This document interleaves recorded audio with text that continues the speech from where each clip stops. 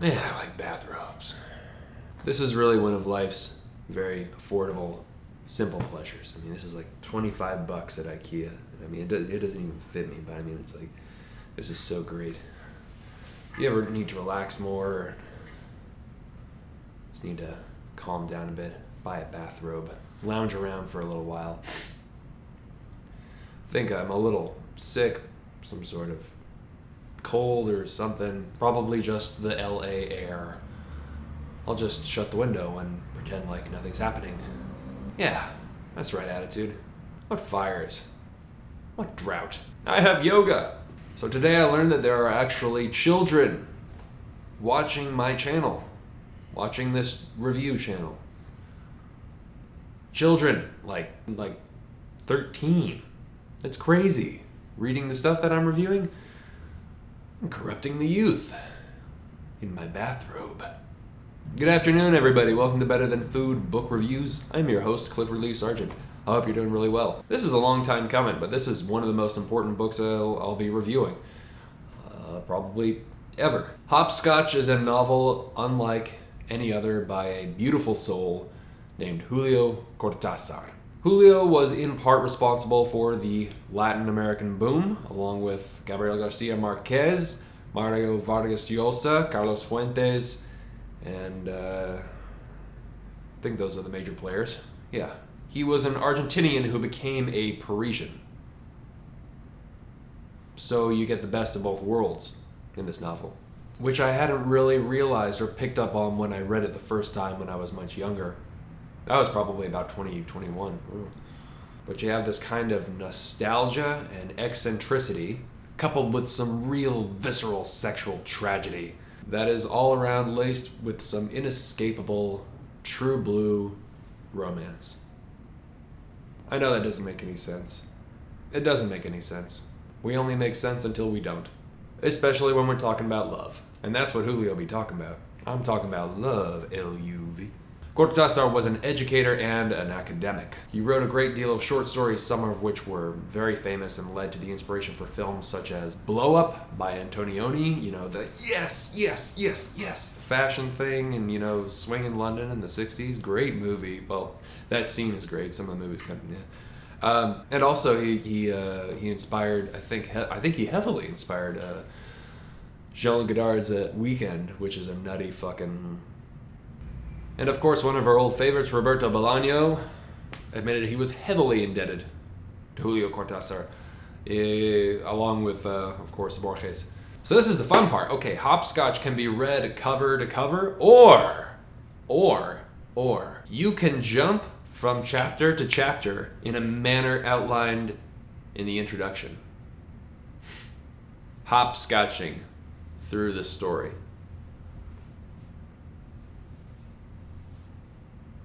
I don't know. I don't think I've ever even played Hopscotch. The first time I read it in the traditional way. And now I'm reading it again in the manner outlined, and oh man, it's awesome. The importance of rereading books cannot be stated enough. Use this as a measure of a book's worth to you. If you have no desire to reread it, then find the books you do. There's no time. Life is too short for books that you wouldn't read over and over. There are plenty of them out there, I assure you. And so back to the game. It is a game. It's all a game. The 400 or so chapters are all divided into 3 different sections. 3 sides. From the first side, from the other side, and then the expendable chapters. Horacio Oliveira, it's a beautiful name, I just can't pronounce it. Oliveira, our protagonist, has lost La Maga, the love of his life, it would seem. And he hopscotches throughout Paris and Argentina and all over the place trying to find her. Along the way, you sort of piece together the portrait of their relationship as he is recounting anecdotes of spending time with her child, Rocamadour, and their boho intellectual Parisian friends in this little kind of literary intellectual group they call the Serpent Club. This kind of ragtag group of intellectuals or pseudo-intellectuals who just do what intellectuals do in Paris, which is drink, smoke, have sex, and talk. The novel is very much like the act of thinking itself. You register the objective things in front of you in these anecdotal situations, and then small things kind of just set you off on a stream of consciousness in this chaotic meditation on whatever it is, whether it's like society or failure. And you're led from memory to memory, beautiful or ugly, preposterous or lucid. It was a book that was meant to be read in many different ways. That was one of his big reasons for writing it. One perspective is Horacio's, the other is his friend Traveler's, back in Argentina. These chapters on this continent, those chapters on that continent, these chapters in the head, these ones in reality. Inside the mind, outside, in between, back, forth, hopscotching, everywhere, all over the place. Incompatible with reason. The act of reading this book is very close to the act of living life itself. A life with a history, prejudices, tastes, loves, illusions, failures, idealism, tragedy, and desire. Horacio and La Maga. See. Thus they went along, Punch and Judy, attracting each other and repelling as love must do if it is not to end up as calendar art or a pop tune. But love, that word. Willful misspellings and ignored grammar, surprises everywhere, but somehow it is all harnessed into this idea. It never feels as if it's trying to impress you. The idea is impressive after the fact, and these are the tools that he employs.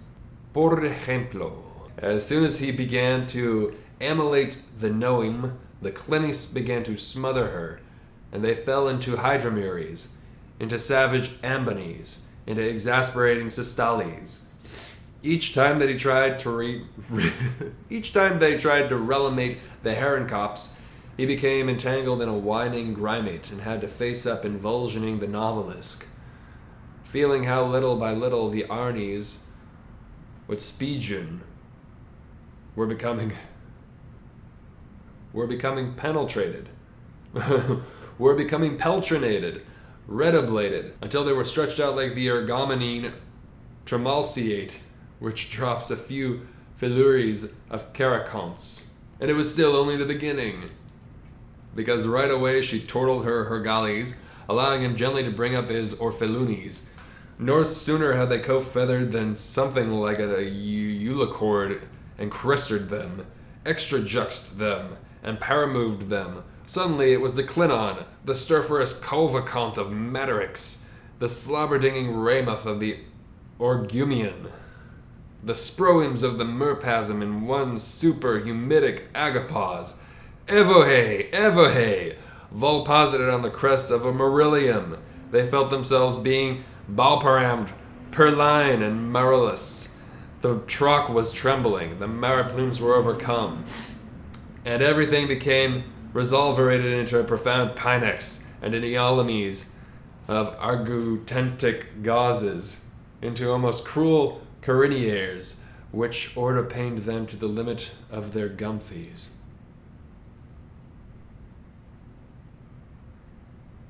And that's just the funny stuff, you know. There's a whole darkness to the book as well, and it's magnificent. There are so many great lines from this book that it's easy to forget the best. I mean, the best are probably different for everyone, depending on the time and place that they read it in their lives. And this should be read from when you're able to read until you cannot read anymore. It's a gem.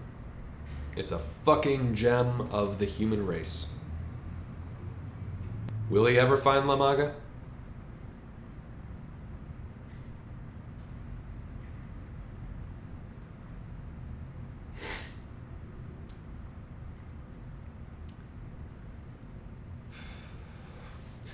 Yeah, it's better than food. It's better than blood sausage. Oh my god. I fucking love blood sausage. Morcilla? Have you ever had that shit? Oh my god.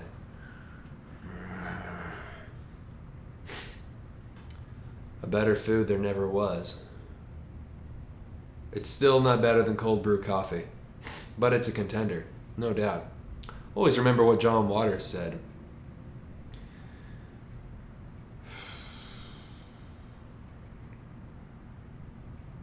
If you go home with somebody and they don't have books,